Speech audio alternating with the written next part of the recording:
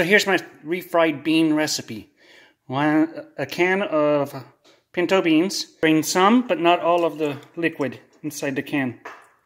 1 minute per can in the microwave. So 1 heaping tablespoon of taco seasoning per can. It's still 1 heaping tablespoon per can. Stir it up and then microwave again 1 minute per can.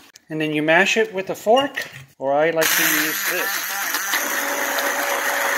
After scraping everything with a spoon off the blender, easy cleanup.